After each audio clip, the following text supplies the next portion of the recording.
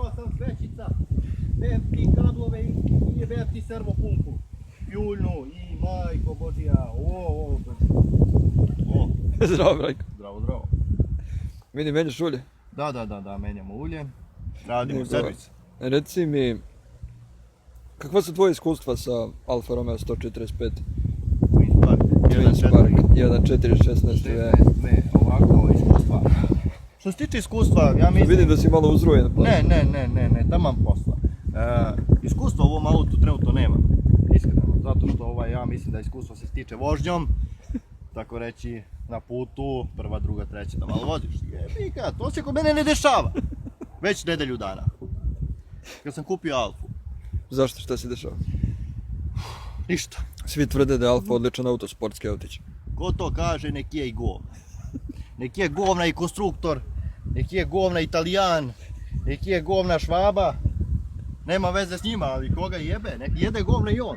Ko mu jebe mater? Znaš šta, ovo auto, ovo je izmislio neko ko hoće da jebe čoveka koji ga kupi. Znači ne da se navoza, nego da ga jebe, da ga prca i da mu se smeje iz fabrike, da ga gleda kako on muči muke i pati s njim.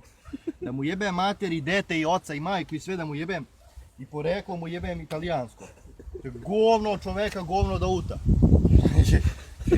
Kupiš ulje, 690 dinara, pa jebe mu dete majkino, ti mu ga kupiš, on ne da ga povučeš. Što? Pa ne valja pumpa, ne valja ništa, ne valja to, ne valja ovo. Kad proradi pumpa, ne radi brisač. Majke mi moje, ovo je tužan auto, mnogo tužan auto. I to govno od auta, da ima, evo kaže, nije sve tako crno. Ima, Brajko, ima stvarno, lepu boju. Boja mu je dobra. Dobra mu je boja. I farovi sijaju noću. Vidi se nešto. U suštini to je to. Šta bi mogao da kažem, neke pozitivne osobine ovog auta. Nema ih. Nisam ih uočio još uvek. Ali verovatno ću uskoro i to da vidim. Kako je neki deo verovatno malo jeftiniji od prethodnog. Jer u suštini ovdje se samo kupuju delovi i na tome se zasniva vožnja ovog auta. Dobro, Brajko, hvala, ne moraš baš toliko da hvališ auto, Ne, ipak nije to toliko loše. Pitali ste me, ja sam rekao svoje iskreno mišljenje o ovom autu. Hvala.